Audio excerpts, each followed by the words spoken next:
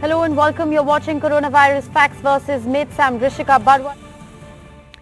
Well, India has crossed the grim milestone of 2 lakh coronavirus infections that have been reported in the last 24 hours. 2,738 new cases. This is the highest ever for the country. 1,038 people have lost their lives. Now, this, of course, is the highest ever daily cases during the course of the pandemic.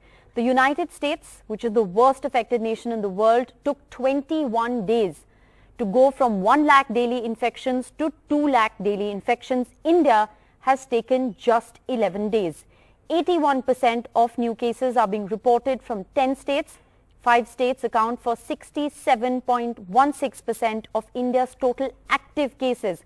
Positivity rate in several places like Delhi is crossing 15%. What do these numbers really mean? We have with us noted epidemiologist Professor Giridhar Babu joining us.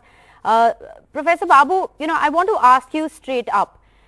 These numbers, 2 lakh daily cases, it's nothing like what we've seen before. Even in the peak of the first wave, India didn't even touch 1 lakh daily cases. Why do you think the second wave is seeing so many more cases than we did in the first wave?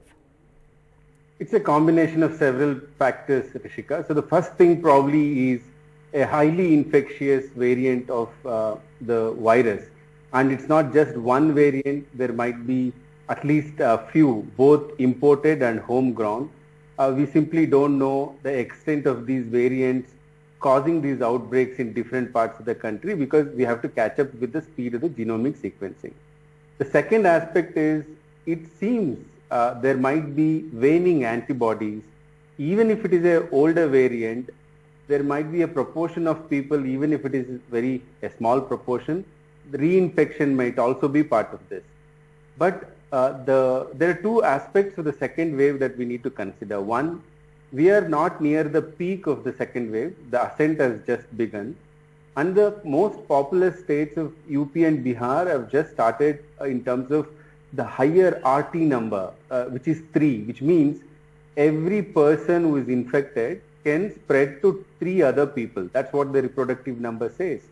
So that means in the days to come, there will be more number of cases in UP, Bihar, and these will actually change the entire scenario. So we are looking at 2 lakh cases per day now. It might change to somewhere between 3 to 4 lakhs by 5th of May. Each day, with at least more than 1 lakh cases coming just from the state of Uttar Pradesh. So, if you were to contextualize this, even if 5% of them require hospitalization, we need to be stepping up our resources in terms of, oxygen support, critical care beds. So that's the one aspect. Second aspect is, since 90% of the cases are going to be asymptomatic or mild symptoms, we should be promoting home isolation. We should have strict mechanisms for monitoring during the home isolation and for referral, a timely referral to the specialized centers. Well, your assessment is very worrying. You're saying that states like Uttar Pradesh and even others, which are reporting this 900% rise in the last 2 weeks, 1000% rise in the last 2 weeks, could in fact be seeing as many as 1 lakh cases on a daily basis. I want to ask you, how do you see this second wave playing out? This is a question that a lot of our viewers have actually asked, that, we saw the first wave peak at 97,000 cases and then we saw a dip. Why did cases dip back then and what's it going to take now for us to flatten the curve? Yeah, so there were some advantages last year, Shika, why the cases were not surging the way they are surging in the second wave. One, the nation was in lockdown and people by far were following COVID appropriate behavior, and there were not many congregations happening at that time. As a result of all this, the virus had to infect, and this was only one variant probably in the beginning. But currently you have UK variant, South African variant, we have even isolated the Brazilian variant. There are homegrown variants where the Bangalore has reported one local variant. Once the virus has become more infectious, and we have almost in everything we do, there are congregations, be it political rallies, full-house cinemas. We have just created a conducive environment for spread of the virus. As a result, it is spreading faster. Higher the population density, more the congregations, faster. You know, I want to ask you, we've seen religious congregations, we've seen political rallies, all of these have been very worrying. Professor Babu, there's also a corresponding rise that one is seeing, whether it is in Uttarakhand or in West Bengal for that matter. But how long before the real impact of these congregations is actually seen in terms of numbers? It's a bit complicated because the number of cases that we see as a result of any such congregations depend on how good our testing is. So if the testing is all right and if we are able to do very reasonable contact tracing, we should be able to detect cases at least if you look at the incubation period of 14 days, yes. Within 2 to 3 weeks we will see the corresponding surge in these places. Already you would see increase in cases in West Bengal and already Tamil Nadu is also seeing rise in cases. Okay. So congregations will lead to cases. There is no way we can say that some congregations are immune compared to the others. Okay, congregations will lead to cases, no two ways about it. Professor Babu, I want to also, point your attention to the 9 states in the country today that are seeing their highest ever rise in COVID-19 cases. How worried should we be about these states? How soon do measures need to kick in order to contain the spread?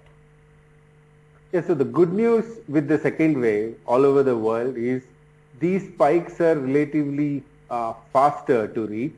When I say relatively, within few weeks, we should be looking at some peak within every state. It depends on when the ascent begins.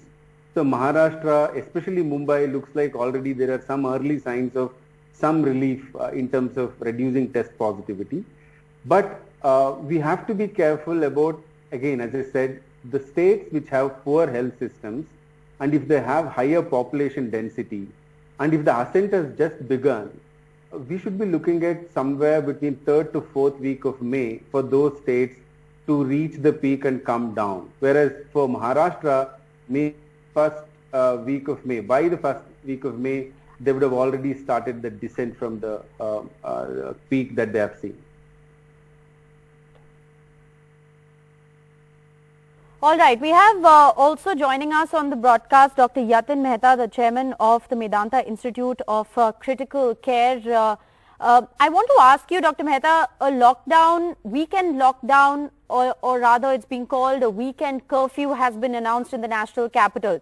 How does this impact the spread of COVID? Can weekend restrictions actually help in breaking the chain of transmission? That's a very good question. I mean, the virus comes out only on weekends because it's very busy during the weekdays. What nonsense is this? I mean, obviously one would presume that there will be more crowds on weekends. But at the moment you see on any TV screen how the crowds are surging everywhere. Election rallies, religious gatherings. So, I mean, it doesn't really make any sense. This is just to say that you are doing something. You show that you have a night curfew or your election rally. You have a weekend curfew. It doesn't really make any sense. We should prevent any further congregations. And what some of the states are doing is all right, quite tight restrictions. But the economic activities can go on. It's a compromise. But this weekend curfew sort of thing, it doesn't make any sense to me at all. Dr. Chatterjee, also joining us on the broadcast from Delhi, Dr. Suranjit Chatterjee is a senior consultant internal medicine at the Apollo Hospital in Delhi. Dr. Chatterjee, there is panic as far as the national capital is concerned. There is shortage of beds. We've seen over 100 deaths being reported for 2 consecutive days, over 17,000 cases. How grim is the situation as far as the national capital is concerned, and how effective, therefore, you think these weekend curbs are going to be? The situation is quite grim. It is really rampaging. I am always using this word that the coronavirus is on rampage in the city right now. All age groups are getting infected, whether it is elderly, whether it is younger, whether it is children, everybody is getting infected. And what is also happening that I am seeing is quite a few people are willing to stay at home, which is right for milder cases to stay at home. But what they are not realizing is the red flag signs. Patients are becoming much more sick at home and then getting shifted to the hospital, which is a bad sign, and that will increase the number of mortalities in the city. So we have to be very careful. I'm actually for home management of the cases which are milder or asymptomatic, but they have to be in constant touch with the doctor who is treating them, because the red flag signs have to be understood. Okay, so you're making a very important point. You're saying that if you do choose to isolate at home, you must be in touch with your doctor, because a lot of people are actually coming into hospitals a little too late. This is an advisory that's been issued by doctors several times before also. The opposite is also true. If you have a milder infection, stay at home under medical advisement and don't go out looking for a bed. Save it for, a critical care patient. I want to ask you, Dr. Girdhar Babu, is there scientific evidence to back these weekend curbs or night curfews? Do they actually help in curbing the spread of COVID? More than the evidence, I think these are notional to sort of create some kind of motivational atmosphere for people.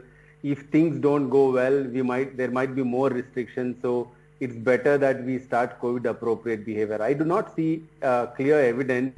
There is evidence in the West where in the night there are most parties occur, and therefore by having a night curfew, there is actually decrease in the congregations in the pubs and such parties. As a result, there is decrease in the overall cases. But I don't think this is the same scenario in India everywhere. So therefore, if you were to do an effective night curfew, maybe that should begin something like 6 o'clock. But having from 10 to 5 does not actually make any difference in reducing the cases. All right. So there has to be, some kind of method to this as well. We also have, on this show, viewers calling in with their questions on COVID. It's a worrying spike in infections, and we have a lot of viewers who've been writing to us, calling us with several questions. Jogeshwar Rao is dialing in from Hyderabad. Go ahead. Good afternoon, Rishika, and panel of respected doctors.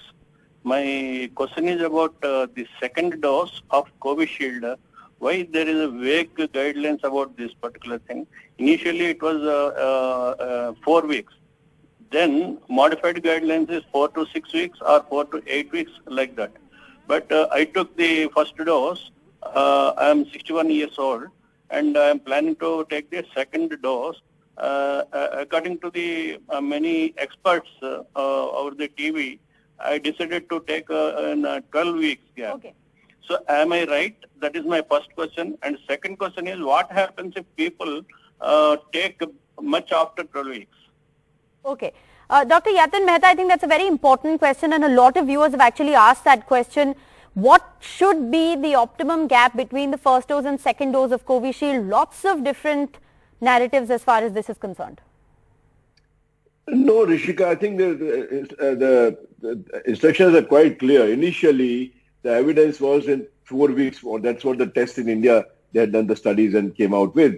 So initial guidelines of the health ministry recommended 4 weeks duration. I had my second shot at 4 weeks. But now they have modified it, and they have said around 6 to 8 weeks duration. So my advice to everybody is that 7, 8 weeks is fine. Get it done at 7, 8 weeks, And the second shot. 12 weeks is not fine, because 12 weeks is what's happening in the UK. No, but the government has, the ministry has recommended 8 weeks, so you have to stick by it. Otherwise, you may not get a second shot. Okay. So I think 8 weeks is quite reasonable at the moment. Okay, stick to what the government in India has said, which is 6 to 8 weeks, and go and get your second jab in that time. Venu Gopal, next caller dialing in from Bangalore. Go ahead. Hello. Yes, go ahead. Madam, I have to take a second dose of Covishield. All right. I'm thinking of taking it after 6 weeks. Okay. But there are recently reports floating that after 8 to 10 weeks is better. Right. So, I mean, should I wait till 8 weeks to 12 weeks for second dose, or can I go ahead with the 6 week after 6 weeks? Thank you for your question, Mr. Venugopal. But I think Dr. Yatin Mehta has just answered that question, that the regulation in India, or what the Indian government has said, is that you should take your second dose between 6 to 8 weeks, so you should absolutely stick to that. But since we have so many callers dialing in about vaccine, dosing regimen for Covaxin and Covishield is different. This has led to a fair bit of confusion. Yeah, I think the evidence came from the West initially in terms of a longer duration of an interval between the first and second dose might be more efficacious. So yes, this will lead to some confusion if you start comparing all the vaccines. My message is very simple to viewers. Please stick to the guidelines given by the local health center. Listen to your doctor. If he says, come after 6 weeks, go after 6 weeks. Okay. If they say 28 days, because once Sputnik comes, it will be even different. It will be 21 days. Yes. All right. So I think that's very important advice generally. Don't believe everything you read on social media or get on WhatsApp especially. Listen to your doctor or to your medical health professional and go by what they say. We have Artam Bose dialing in from the Hooghly district. Go ahead. Hello. Yes, Mr. Bose. Go ahead. I am Arpan Bose. I am 20 years old from West Bengal, calling you that why the government is not giving vaccines to the youth. Why? Because in my society or in my district, there are many cases who and persons who belong to 20 years old, who belongs to 28 years old. Yes. Why this government is not giving vaccines to us, the youth? Because the youth, because if the youth can't upgrade, but then the government can't be upgraded. I think that's a another very commonly asked question. Dr. Babu, I want to ask you though, because this raises two important questions. One is that there is evidence to show now that younger population is getting infected. Several young people without comorbidities are falling very severely ill due to COVID. This is very different from what we saw in the first wave. Why is this happening, and how long before we can actually see a vaccine for the younger people? No, in terms of eligibility for receiving vaccines, anybody who is 18 years and above is eligible to get the vaccine because the trial is done in the adults. Yes. Now, in terms of the supply constraints, we do not simply have enough vaccines to be able to give to everybody who is 18 years and above. The government is prioritizing vulnerable, and I completely agree with that prioritization because higher mortality is in the older age groups and also in those who have comorbidities. Coming back to your question, Rishika, in terms of the current wave, the virus will always find people who are susceptible, which means who are uninfected. And when you have an infectious variant, it will find more and more people who have not been infected so far. So therefore, young people, since they are interacting with the other members of the society, they are at higher risk of getting the infection. Okay. But among them, we simply do not know what proportion of them have comorbidities. What kind of immune system they have, we don't know. Okay. How do they respond to this infection, we don't know. Therefore, there is increasing morbidity also among the young people. We have to be careful. Dr. Chatterjee, would you like to come in there as well? A lot of younger people are getting infected and getting the severe disease. This is very different from what we saw, in the first wave. Why do you think this is happening?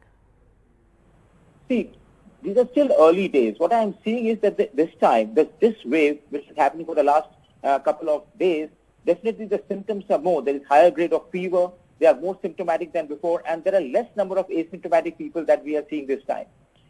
Obviously, the immune response of younger people is better than the elderly people.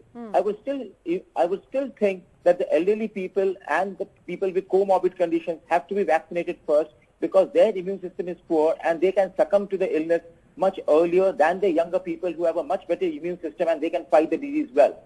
This time, I think it's the virus which is slightly different, and only days and only the coming weeks would tell us whether it is a more deadly virus or not. We definitely know that this is an more infectious virus by a clinical experience, but whether it is more deadly or not, only time would tell us. All right. Dr. Mehta, would you agree with that assessment that we know it's more infectious, it's more transmissible? We're seeing that in the numbers. But whether it's more deadly or not, we're not at that juncture to opine on it yet. We don't have enough evidence for it yet. I would fully agree that it is supposed to be the initial studies from UK showed it to be more infectious, that is spreading to more people. But regarding initial reports thought that probably it was less dangerous. That means it will probably kill less number of patients. That means less vicious. But that may not be true. I mean, the results of the data is not out as yet. But my impression is that it is not true. Our ICUs are full. That means enough number of patients are requiring intensive care. And patients on ventilator are also increasing. So I think mortality is also there. So it is not as benign as what initial impression was given, that it is more innocent. It's not, certainly not. All right. So the virus is certainly not more innocent. Whether it's actually going to prove to be more deadly or not, one still needs to take every single precaution. If you're eligible to go out and get the vaccine, then you absolutely must do so. Thank you so much, doctors, for sparing your time and joining us. We're going to slip into a very short break. We'll be back with more on the other side. A lot more still lined up on the show. Stay with us. Welcome back. There's worrying news that my colleague Parimal is getting to us from the Health Ministry at the moment. There has been an acknowledgement of the fact that there could in fact be a deadly double mutant strain behind India's rise in COVID-19 infections.